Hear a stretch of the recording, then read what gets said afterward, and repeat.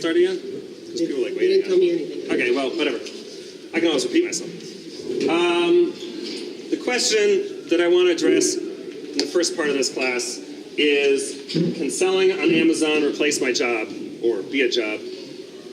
Can I make enough money that I can support a family? What you do is the mic, so you can stand. They want me to? You stand over I walk around, so there. it's...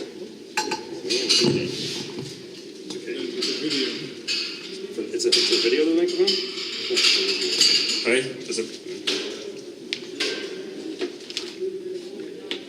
I guess I'll save my voice if I do that. All right. Is that better? Did you get back there? Okay. It's not recorded. Video, this is. It's recording. So I walk around, so it always makes it hard to have mic. Okay. No, it's fine. I'll start on this side. Okay. So as far as whether you can make money on Amazon or not, the answer is the same answer you always get from anything, which is it depends. And that's kind of where we're going to talk about the what to keep in mind to know if you can make money or how to manipulate things so you can make money. The three main ideas to keep in mind when you're selling on Amazon is your revenue, which is how much money you're actually making, your inventory, which is the items that you have, what you're selling, is it good, is it bad, and there's a bunch of different ways it could be good or could be bad, whether it's a product people just aren't interested in or a product that's not making a lot of money. I see people on Amazon who are selling things for a certain price, and I'm convinced that they're losing money on every sale. Because to me, it doesn't make sense that they could be selling something that cheap. I know how much Amazon is taking. There's just no way that they can make money, and unless they got it for like pennies on the dollar, which is possible. So it's important to know how much money you're making and how to work the technology behind the projector here. And marketing as well is how to market your product. I'm not going to get too much into marketing at this time at the end of the second class. I might touch on it. That's really marketing, advertising. I'm going to try to touch a little bit on how to get good feedback at the end of the second class, but it's probably a little beyond the scope of this class. And I will move to my second slide if you can see it. I think I'm going to hire someone just to press this button 5 times.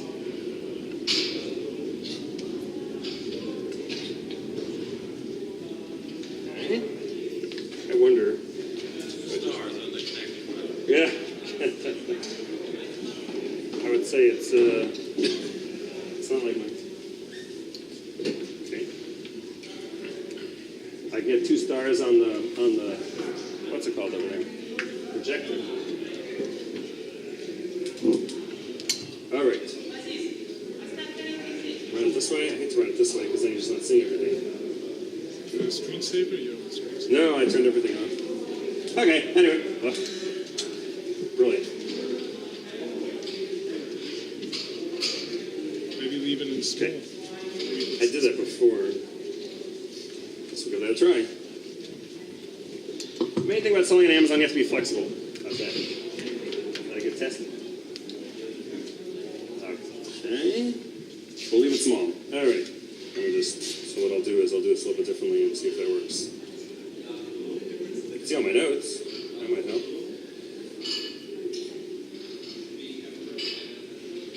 Okay.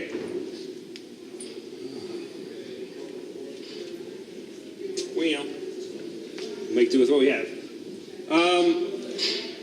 In October 2015, they did a study about how people shop online. 40%, more than 4 in 10 people go to Amazon first when they search for something. So if you're looking for a pair of goggles, or you're looking for pens, or you're looking for baskets for perm, whatever it is, people don't even go on Google anymore to search for something that if they need information, they'll go to Google. If they're looking for a product to buy, they just type in Amazon and they search for it right in Amazon. So therefore, Amazon has this huge market way beyond any of the other websites because people aren't even trying to get to the websites. The competition isn't even there. Amazon is way ahead of everybody at this point until somebody comes along and figures out how to get around them. This is a point that people really need to understand. and I think it's a mistake a lot of people make. Your average amount of profit that you're going to make is between 15 and 20% on Amazon. Of course, you'll have fantastic products that you bought and it was a good deal and it was discontinued and it makes hundreds of times more than you made. We had a product once called a DV Direct. It was it burned things onto DVDs. We were selling it for about $150 on Amazon. Well, it got discontinued, and all of a sudden, used it was selling for $180, and new it was selling for $450. So we were like hoping people would return it, the ones that bought, and then we could sell them again. But that was great. I mean, we bought it. I don't even know what we bought it for at this point. Probably $80, $90. We're selling it for $450. That's a nice kind of profit. You can probably retire on that if you have enough of those. But that's not really the norm. You'll have good products. You'll have really bad products. There'll be products that you're losing money on that you just need to get rid of to get the money back in the business so you can buy something else. We'll talk a little bit about that. But I found, and speaking to somebody I know who actually his business is to run profit reports for people on Amazon, he said that usually you'll get between 15 and 22%. You okay? 15 and... I started already. You get between 15 and 22% profit. And we'll talk about what that means as far as what kind of income you have to have. 15 is low. I'm going to work with a 15 number as kind of like a worst case scenario. Average is, well, at least it kicked back in. The average is probably more like 20. But I'm going to work with 15 because at least you'll have a worst case scenario. The question you have to ask yourself before or when you need to kind of like look at your Amazon strategy is how much do you want to pay yourself every month? And then based on that, how many sales do you need? Do you want to be paying yourself $5,000 a month, $10,000 a month, $20,000 a month? Do you live in Teaneck? Do you live in Borough Park? Do you live in, you have to kind of figure out what you live in Baltimore where I live, where it's totally different. What do you need to pay yourself a month? And then work backwards and say, okay, I know I'm going to make 15% profit. Now, how much do I have to sell every single month? And I'm going to run that calculation here for you. Assuming, I don't know if you are familiar with the triangle over here to figure out percentages and wholes, but let's say you want to make $10,000 a month. So if you have 15% profit, that means you need to be selling $66,666 in sale in products a month. And if you sell the $66,666, then you'll be able to pay yourself $10,000, but have nothing left over to do anything else with. You'll just have the money that you put into it. You spend however much you spent on the products. You'll pay yourself, and you'll have that same amount left to buy more products.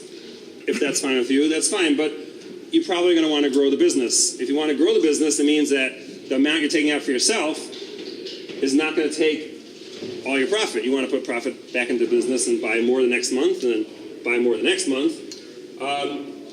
So I round it up to $100,000.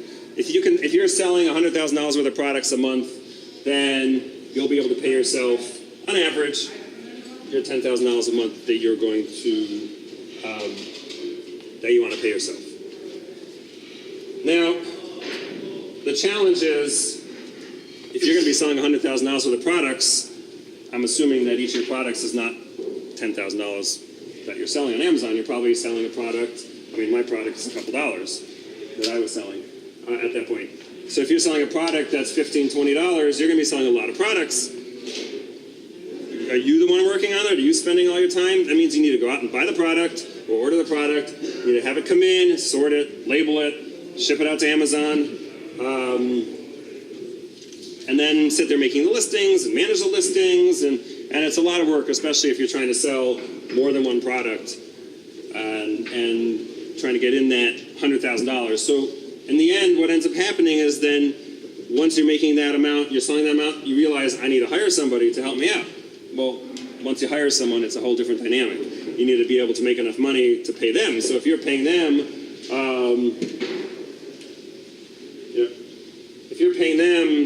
$2,000 a month, well, now you need to account for that in your sales as well. So now you need to make I usually do 7 times more than you're paying them in sales in order to pay them. So if you're paying them $2,000 a month, now you need to be selling another, because of them, you need to be able to sell another $14,000 worth of stuff. And then if you need to rent a warehouse, or you are renting out a basement, or anything that's going to require more expenses, you need to pay for boxes. We'll talk a little about expenses in a minute. All of a sudden, now you need more money. So I kind of made a judgment. I've kind of figured out once that if you're selling $150,000 a month of product and you have one employee, I think that's pretty much like the sweet spot. Once you get bigger, it gets to be really difficult. Just an example, this company I was working for that was selling $6 million a year in products in a 10,000 square foot warehouse with 15 employees.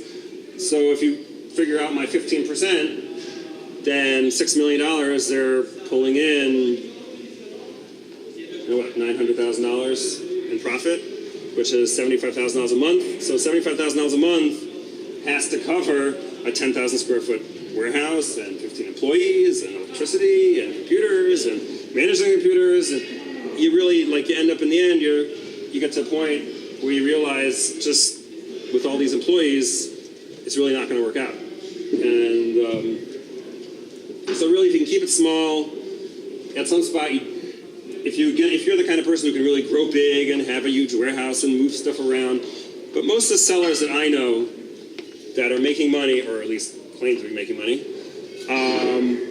are doing more than just selling on Amazon.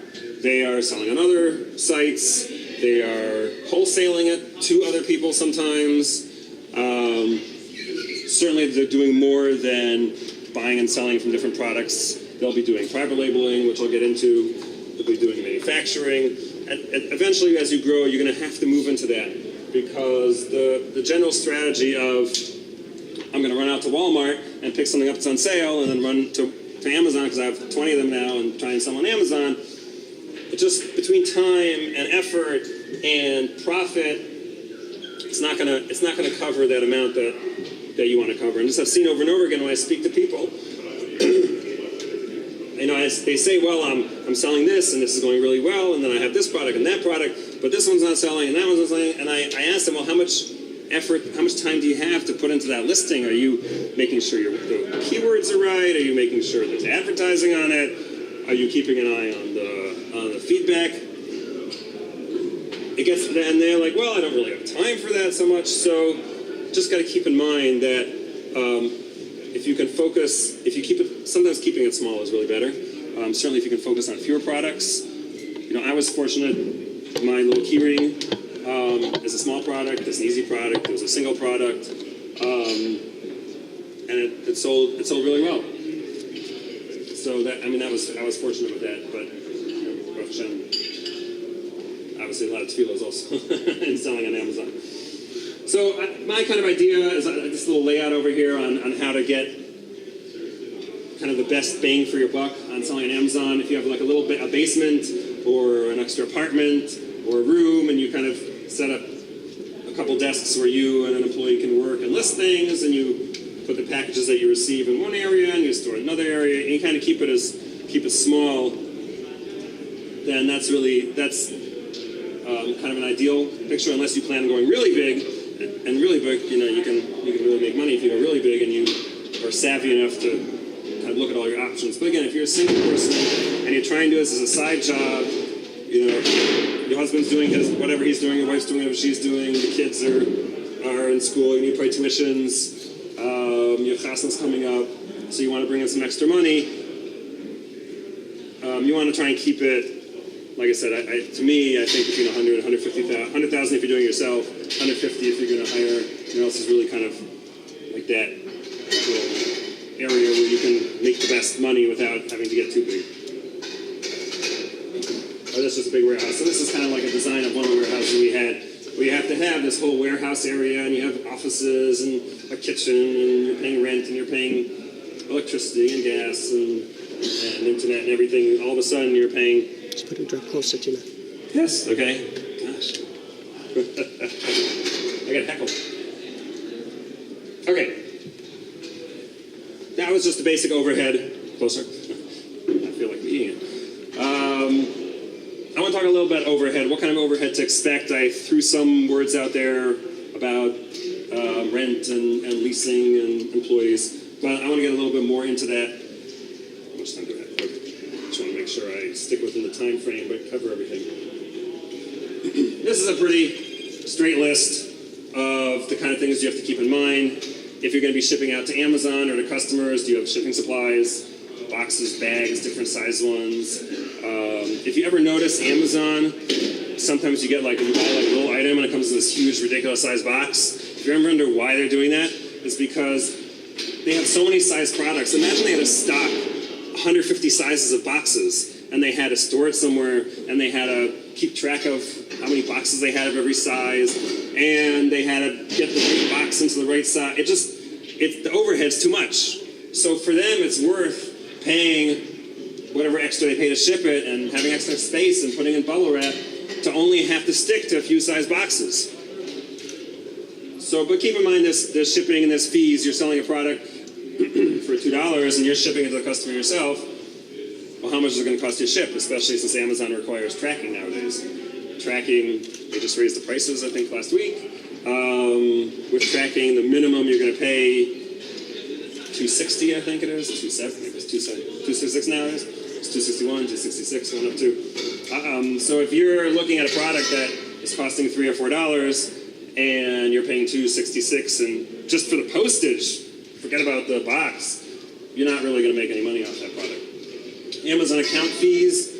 Amazon is the king of fees. They'll fee everything. They fee your storage fees. They fee your inbound, your outbound. I'll talk a little bit more about fees in a minute. If you're leasing office space, if you're leasing the next apartment next to you, that's all has to be calculated in.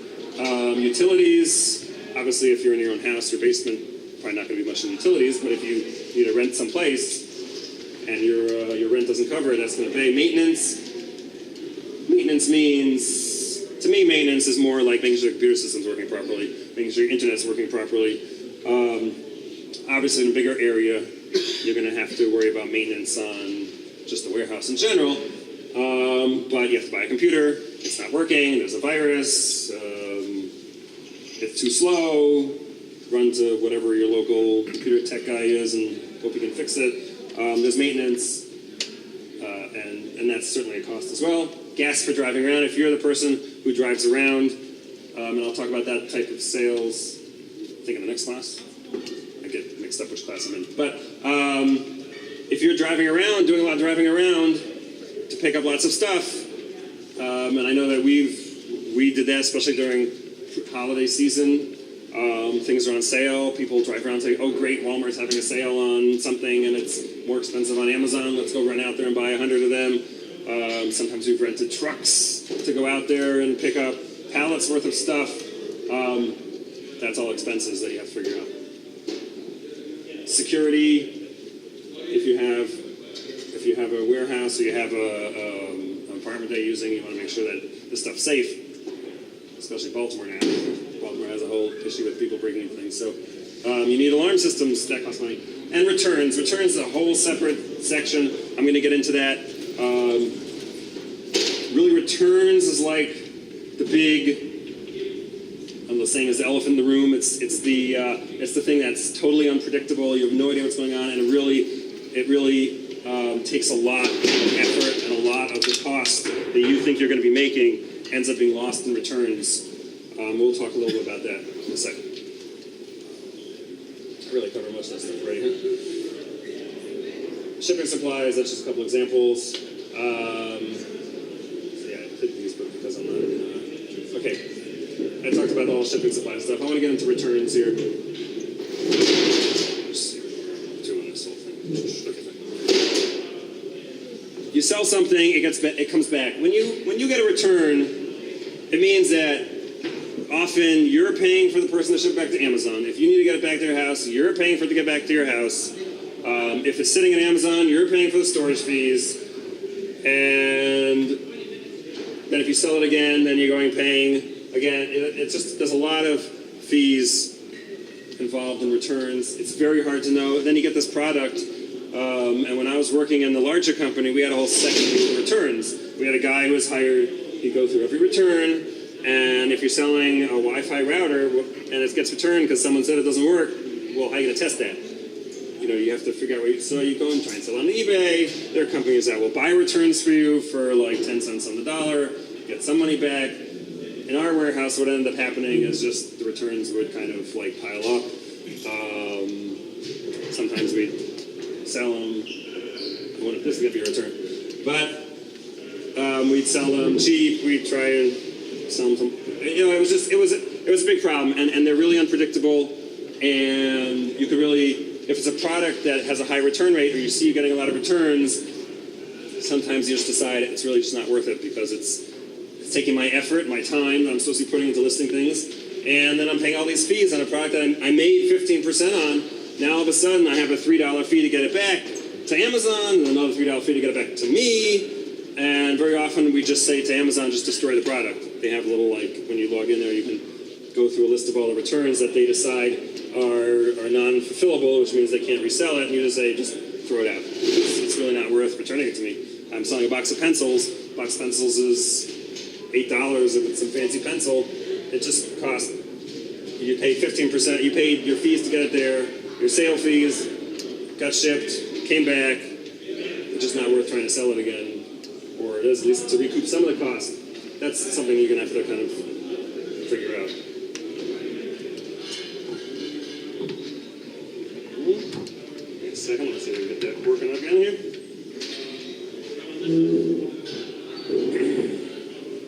Okay. I just went through it.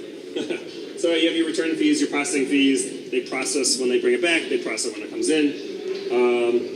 The hardest part with Amazon is you have no idea what fees you're paying for a lot of things. Like storage fees, for example.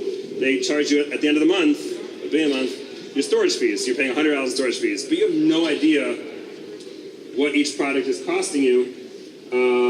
I'll show you how to figure it out, but it's really, it's a tedious task, and you just know that you're kind of paying shipping fees. You know that you're paying for boxes. You don't know, like, each product, how much that's costing you, so you kind of have to.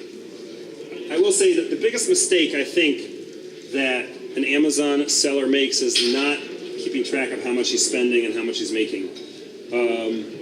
Bookkeeping, really what it is. And bookkeeping is really the biggest headache of any business because, yeah, I take questions if you want. That's fine.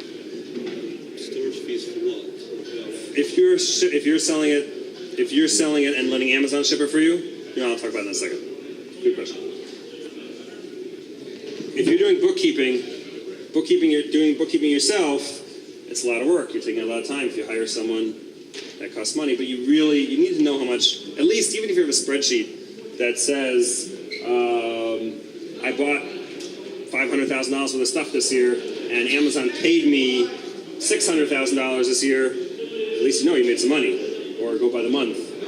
But there are people who speak to me, and I ask them, are you making money? And they're like, yeah, I think so. Amazon's paying me back every month. They're not taking all my money. But then I ask them, well, how much did you spend on your products? How much did you spend on your shipping? When you get that money back, you get $500 that month. Well, $500, maybe that was the cost of the heat that it cost to heat that room. You have to be able to figure out and go through and make a little sheet for yourself. It could be a very basic sheet. I spent this much, I bought this much. At the end of every month, add it all up together, and then see what you're not going to make money every month because, especially like right before holiday season, you're going to buy a lot of stuff, but you're not selling a lot of stuff yet until holiday season. So that month you're going to be, you're obviously going to lose money that month, but the goal is to make it all back during holiday season. And I'm going to talk about seasons a little more in the next class. So you want to ask me about shipping. So I'm going to get more in the next class on how to ship, but you can ship yourself to the customer, or you can have Amazon ship it for you, and there's different fees associated with that, but I'm going to talk about that in the next class. So if you're here for that, I can get into that. Terms, talk about that. Okay, I want to talk a little about seasons. Pardon? Yeah, sure. Well, basic return means that defective. What does it mean defective? Right, Customer's exactly. supposed to give it back, 'cause You got it. Used it already. You got it. The kid doesn't like Happens it. all the time, all the time. And you have no idea. So what? I don't know if everyone can hear what you're saying. Get back the stuff, that's perfectly fine. Right, that was my. Let me get back to this one here. That's this one over here. People return things because they don't like it anymore. We had someone once who returned a camera a year after they bought it, and Amazon took it back. I was like, we called Amazon and say, a year after you took it back, it's a 30-day return policy. But Amazon's like, we want our customers to be happy, so we reserve the right, and this is their rule. We reserve the right to take it back whenever we want. I said, but a year is the life of a camera. I'm sorry, sir. That is our policy. We take it back, and we've had this a lot. They take it back. We had someone send back a camera. We looked at it. He had taken 3 pictures of some artwork. Then he sent it back because that was. I'm guessing that's what he sent. That's what he needed it for. Can't you make your own policy then? Sometimes you see that. You make whatever policy you want, but when they call Amazon, they don't care about your policy. I mean, they care about it, but they have a right. This is what they officially they say. We have a right to override your policy if it makes the customer happy, which is pretty much it. I mean, it depends. You know, it's up to each person when they contact customer service. If they contact customer service, sometimes they do it automatically. It's up to them to decide. So if a guy calls and I bought a camera, it's just not working right anymore. I bought it a year ago, and they decide, well, we want the customer to be happy, we'll take it back. Your loss. Amazon's not the one. There are things you can get. You can go back to Amazon. I guess I'll touch a little bit on that. If you get a return, we had someone who bought a very expensive remote control. It was like a $250 remote control, and he took it out of the package, and he put his old one back in, and he sent it back to us as a return. We had someone who bought a laptop, took the plug out, and sent it back without the plug. He wanted the plug, so why should I spend $35 on a plug? I'll buy a laptop, I'll take the plug out, I'll send it back and say it was defective, and I got a plug for free. So that Amazon does cover. They'll pay you back if you take a picture of the product and you're not doing it too often. They'll trust you, and they actually give you back. I forgot the exact percentage. It depends. They'll sometimes give you back up to 30% of the product's value. So if you're selling the product's sale price. So we've actually made money on it before. It's a kind of funny way to make money. But someone sends back. I'm selling a $800 laptop. They send it back without the plug. Amazon gives us back 30% of $800, right? So that's $200, $150. I go buy a new plug for $80 because I bought a name brand plug, and I can resell it again. Not brand, maybe laptop's a bad example, but I could sell it back as new or almost new for a decent price. Well, I made money off that, but I don't know if you want to bet your life on making money off returns.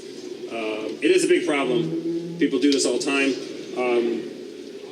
And sometimes it affects your account. I know someone, and this is really more for the next class, but I know someone who's selling $300,000 a month on Amazon. Somebody returned the laptop and said it's not authentic. I mean, a laptop is the one thing, there's a lot of products out there that are copied, which is the next class also I'm going to talk about. Laptops is not so much one of them because they're a more complicated device, but he said it was not authentic, and they shut his account down for it. It took him months to fight it. That's a little bit, that's next, talking about how that works is my next class. But yeah, returns is a big issue. It's very important to know that there are seasons in Amazon. I have people call me and they say, I've been selling for 3 months, I'm just not making a lot of money. Well, what month of the year is it? That depends. Is it January? Is it December?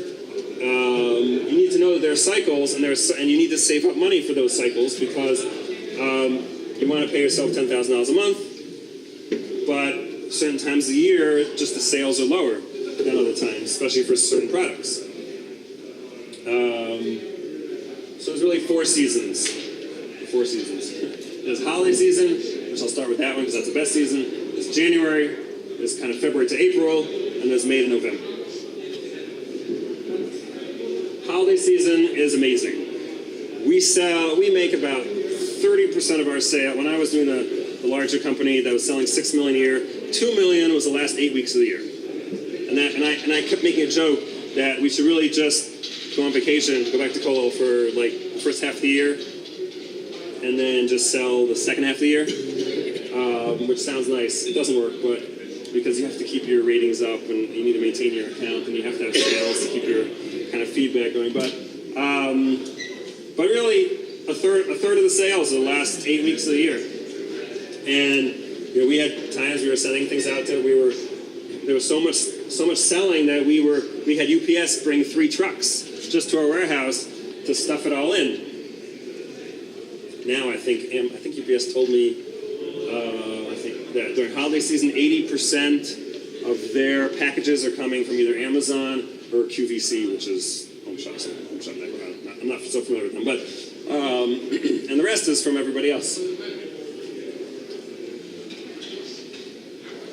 January is a tough month. January is returns month. Everyone who bought in the holiday season, they're all sending it back during January. All of a sudden you have to deal with returns. We knew that we had to assign to, normally there's like a half a person dealing with returns. He dealt with it half a day.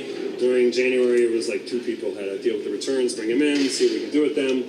A lot of fees. It was a hit on our kind of bottom line.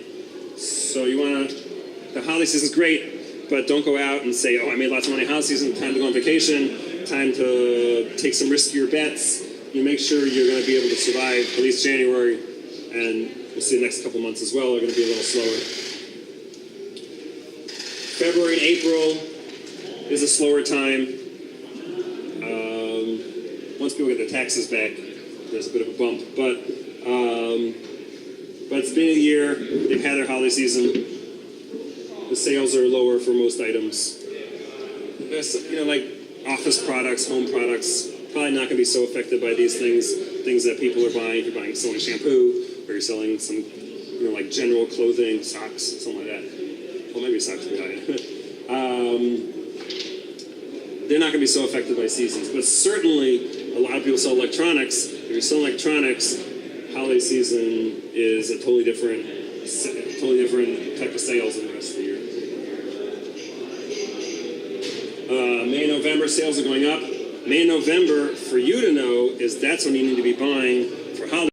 You can't decide to buy in the end of November, hey, I'm going to start buying stuff, because at that point in time, it takes, if you're sending to Amazon, you want Amazon to take care of the shipments for you, it takes weeks to get stuff checked into Amazon. If during the rest of the year it takes a week from the time you send it for Amazon to realize they have it, it could take 4 weeks during holiday season. We've had times where we sent them a truckload of stuff and the truck just sits in their parking lot. The way they work, by the way, is the big truck comes into their warehouse or into their parking lot, and UPS just drops the whole truck, minus the cab at the front, off of their lot over there, and they have rows of UPS and whatever else is the back end of the truck, just sitting there, and they slowly get to them, and they go in, and they pick them out, and they bring it in, and one at a time as it goes through it. We have found that UPS is usually priority as far as they're concerned, because they have a special deal with UPS, and that part of it is we check you in first. So there are times when, during holiday season, when it's really cheaper. It's always cheap. If you have a lot of stuff, it's sometimes cheaper to truck it to them, which I'm not going to get too much into, but during holiday season, we UPS'd everything, just because it just got in much faster that way. And like I said, we filled 3 UPS trucks. Well, it would make more sense for us to hire a big trucking company to take it all, but it's not worth it, because I'd rather spend 10% more sending UPS and have the products there for holiday season than to save that 10%. And now it's waiting until January to sell them. It's going to sit there and take all sorts of fees and stuff. So July is when we started deciding what we were going to be selling for holiday season. It's really what all the stores, some stores do it for the year before, but that's what stores do. July, you figure out, okay, you kind of guesstimate what's going to be a good item this year, what's the best toy, what's the best electronics if you're selling that kind of thing, and you try and get it in so you can get it out in October. You want anything you're going to be selling for holiday season, ideally you want it out by October, because people start buying mid-November. If you send it out at the end of October, it's in there by mid-November, and you can get it. So the sales start to increase, but definitely your expenses are going to increase because you want to get those products in to sell. Let me get to competition in a minute. I'm running a little over here. I didn't want to go too long. Is there any questions? I'm happy to take us too long. I'll take a few. I want to get to the competition part because that's important. But yeah.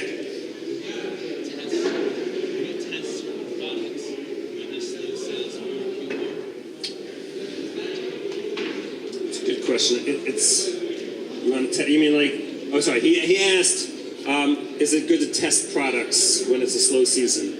It depends on the product. If it's a product like a toy, that's a bad time to test it. You want to sell a drone, like drones are all the... But you're not going to know because you're selling a drone during January. Who's buying drones in January? Someone's holiday season, everyone's buying drones. Well, I'm making that up. I'm not... Don't rely on me to go buy drones. But holiday season, it is a big item, drones. But unless it's someone's birthday, someone decides to go do something, why are they buying drones the rest of the year?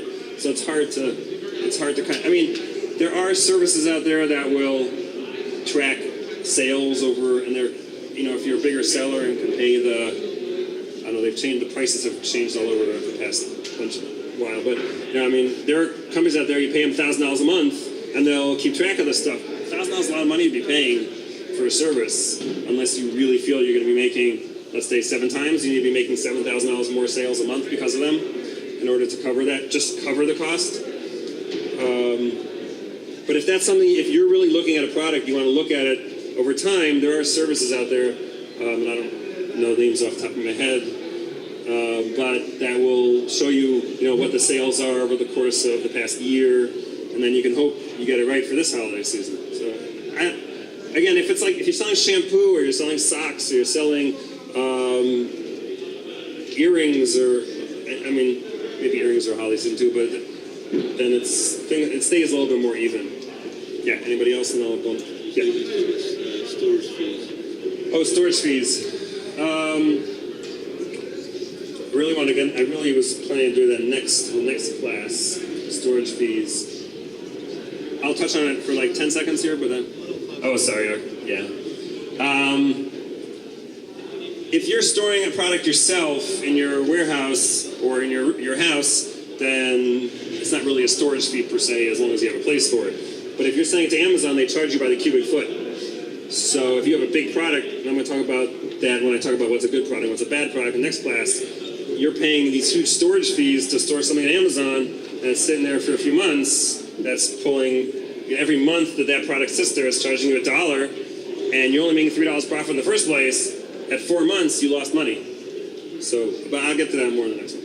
Okay, I want to talk a little bit about competition, because competition has changed over the past couple years, and Amazon is not doing a good job dealing with it. And that is, you sell a product, let's say you're private labeling your own product, you're manufacturing your own product, or you're just selling a product that you can get, and all of a sudden, somebody from China comes in and sells their product. And this happens to me with my keyrings, believe it or not. I mean, like, who is trying to cheat on a keyring? But it happens all the time. They come in, they make the same product. There was a woman who was selling. It's like elastic that keeps the sheet on the bed, so that it doesn't come off the bed, so that it like straps down. And she was making a living off this product. It clips on and it clips onto the bed and it keeps the sheet down. And she was doing really good sales on it. All of a sudden, somebody comes in from China, they're selling a product that's inferior, and it's like on her listing, under her name. She had some brand, Elasta brand or something like that, and they come in, they sell on the same listing, saying it's the same thing, and then and then people get it, not realizing it's a different product, and it's just inferior, it's not good, they complain, now you have bad ratings on your listing, and you're putting all this effort. You spend years building this up. This is where you're making your money. And all of a sudden, within like a day, they have to buy it and not like it, but within a month, your sales plummet. And this happens all the time. And there are a lot of techniques how to deal with this. I'll show you a picture here of one that hey, look at this one. I don't know if you can see it from there. Jack Daniels. Maybe you're familiar with it, but. Here's selling, this is John's Daphne. If you're just looking at a picture, maybe you'll notice it, maybe you won't notice it. But that's the kind of thing, they sell sometimes they sell it under the same exact name. Sometimes they make it a little bit different, so people get confused. But Chinese copies is really a big problem today, and Amazon has not really. They've improved on it. Now they have a whole system where you could submit. But again, it's a lot of work. It's time. And I've had this before. I had a company that was selling a product. They called it the same exact thing as mine because they put it on my listing. I don't know if you're familiar with listings, the way it works on a listing. Again, this is really the next class, but if you can, 10 people or 100 people can sell the same listing. If you're selling the same product, you're selling a Samsung phone or a camera or something, and there's already a listing up there, you can post it on that listing. And you're claiming that the product you're selling is the same as the one that's listed there. But these people are coming in with the copies. They don't care. They just list it there anyway. And I had this problem with my key rings, and plenty of people have it. Someone else came along and they said, this is the same product. But when people ended up buying it and it came, it didn't have the same. It didn't have the same packaging. Sometimes they get sophisticated. They do have the same packaging. But it was just in a little baggie, and they got it. And then people complained. They complained to me, or they gave me a bad rating, or they gave the product a bad rating. Because it's an inferior quality, and now I have to deal with that. So, Amazon does have a system that you can claim that they're selling. If you need to prove, if it's a product that you're branding yourself, you have to prove it's your brand, and that gets a little complicated. I actually had to go out and trademark my product, which takes about a year to get it. With the U.S. Patent Office, I had to get a lawyer, which I hired off Fiverr.com. But if anyone knows of Fiverr.com, it's a fantastic website to get work done. But you have to get a lawyer to file it, or try and file it yourself. It takes a year often to do that. But I saw that this was happening, and I trademarked it. And what happens now is anytime someone tries it, which they do, I go in and I tell Amazon has registered that I'm the owner of this brand product, and I say someone else is selling this. I have to buy a copy of it. I have to buy one of theirs, take pictures, show side by side. That's not the same product. File with Amazon. It takes weeks. Even though I already did this, it takes weeks. And then you have to kick them off, and it's a risk, and it takes time. It's like I would put a second after returns. Yeah. If you trademark it and someone else gets a copy of it, can they sell it on your listing? Yeah, they could sell on your listing. If you're a big enough company, like Apple or Nike, then you can tell Amazon I don't want anyone selling it unless they have my permission. But if you're a small company, I've had this problem before, and that's why they need proof. And I called them up. I said, hey, someone's selling this product. It's not mine. They're like, well, how do you know it's not yours? I'm like, well, because I don't care. It's just like I have my product. I'm the only one selling my product. And they said, well, maybe he buys it from you, which I know he doesn't. But let's say maybe he buys it from you, and that's not our problem. And that's what they said to me.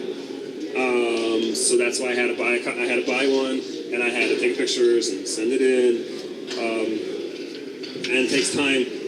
So if you're going to be going that route of making your own products or branding your own products, which I'm going to talk about in the next class, that's just something to keep in mind. Competition is fierce. Competition in general is fierce, but this is competition from people who are not legitimately competing with you. Okay, that's a little overtime here, but I'm happy to answer questions here. Yeah. So that's the next class. I'm going to talk about that in the next class, what kind of products you're looking for. If you're here, it was supposed to start at 5:15. I don't know if people are supposed to have a break. I'm not sure how that's working now. There's supposed to be a 15-minute break, and then I'll talk about that. That's exactly what I'm going to talk about in the next class. And I'm going to be, well, I want to give people their time. I'll be downstairs. I have a booth. First one you walk in over there, Mirage ID it's called. If you're around after that, you come talk to me. I'm happy to talk about it. Yeah. So the way you broke it down, that a person to make 10K has to make about 66,000 or 100,000. Right. And average product sell price for a beginner is usually 20, 30, 40. How many? The actual product that it sells on Amazon. Okay, so the question is, what's the average sales product? How many products does he have to sell per month on average? I can't. It depends. Like how much you can buy. Like my key rings. That's a $couple product. but the return on these things, it's a teeny product, but I'm getting 150% return on these things. But if I'm getting 100, what's that? Like 90 cents each. So I'm getting a high return. It's a small amount. My question really, as a beginner, in order for a person to get to that level, how long can it realistically take? You have to build up some money for it. It depends. Are you starting out with $400,000 from some So savings how much should a account? person be starting with? That's the question. Beginners who don't how much money investment do they need? How long does it take? I hesitate telling people how much to risk and putting stuff on Amazon. How much would they I would need start to? small because you don't know what you're doing yet. I mean, you're going to put $100,000 in products. You don't even know how to know if a product's good yet, and you're buying $100,000 worth of products. You're taking a big risk over there. I think it's better. You're not going to make money overnight on. You're not going to make a living overnight. It depends on how fast you grow. I mean, I don't know. You're trying to pressure me for an answer. it's No, not. I'm trying to I don't. understand. If I say an answer, it really just depends. If you're He's saying a couple of years. Is that what it is? Maybe a couple of years. certainly could be. Here Yeah, to get the rest. I'm still here. Yeah. Next back is here. Yeah. Do you want me to? Take a break in 5 minutes, for 5 minutes, and then we start. Okay, fine. Sure. So we're continuing up here, right? Yeah, I'm still here.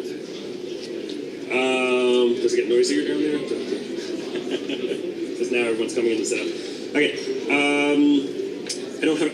I wish I could give you a great answer for that because people ask me that all the time. Well, I tell people it depends how desperate you are. Are you like behind in your rent, your mortgage, and you need the money now? And what are you gonna do? And you feel like I just need to be making $10,000 a month by next month?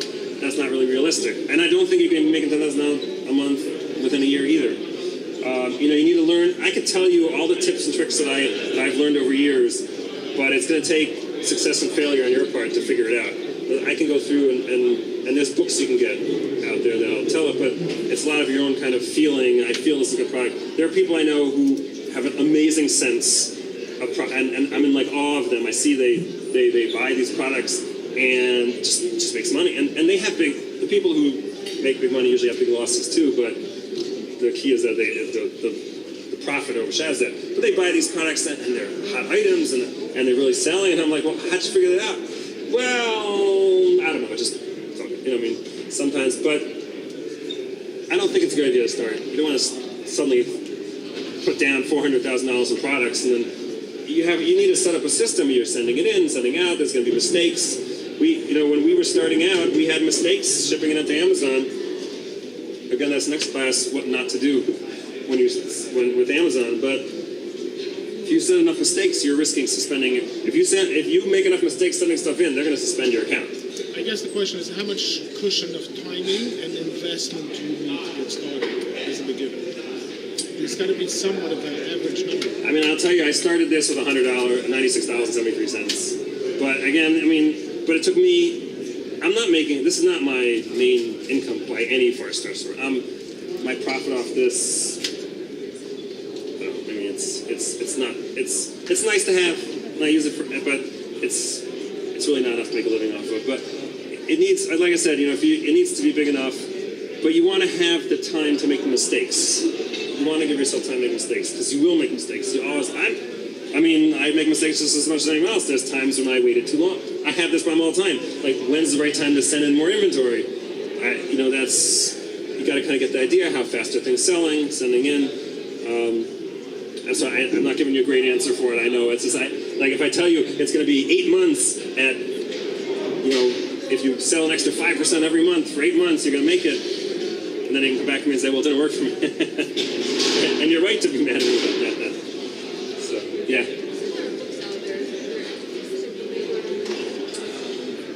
There are courses out there. If you're going to invest money, of course, people are pretty happy with these. I don't know any per se, like specific ones, but I do know people who spent. There are people who spend $3,000 on a course, and they come back to me and they're like, "Wow, that was an amazing course.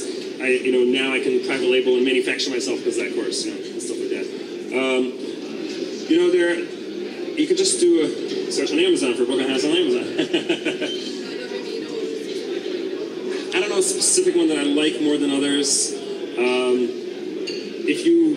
If you have access to the internet and you're wandering around it, you can find plenty of any site that caters to people who sell on Amazon, the services, like they have shipping services and tracking services and monitoring services, they all have a free download of some ebook on how to sell on Amazon. And you read enough of those, it's good too. But if you want, like, there's a dummies guide. Have you ever heard of this for dummies, selling on Amazon for dummies? I've usually found those are pretty good. If you go to like a Barnes & Noble, if you ever heard of Barnes & Noble anywhere, but if you go there and just they have like a whole section of just Amazon books and eBay books and Etsy books, and you can just go through them and grab one or go to the library. The library has them too. Anybody else? Yeah. Hold on a second. Yeah. About what? Yeah, I'm talking next to that. Yeah, it overlaps a little bit here. I have to get between this section and next section. That's the next one. Talk a little more of that. Anybody else? I can take questions next time too. I'm going to be around. I have a table downstairs, so it's called Mirage ID. I'm happy to answer questions. Not about my Mirage ID if you need. If you want to talk to me, then I'm happy to. Yeah. I'm going to talk about that next time. And I'm in the next class a little bit. Yeah. That's legitimate competition. Like I said, so they want me to give a 5-minute break. It's supposed to be a 15-minute break. I guess I'm going to try and start again. So I'll try and start again. 5:30ish, I guess. I'm trying to give people enough time. 5 minutes means you get up, you walk out, you come back in again. But I'll try and I want to. What are they trying to eat at 6 o'clock?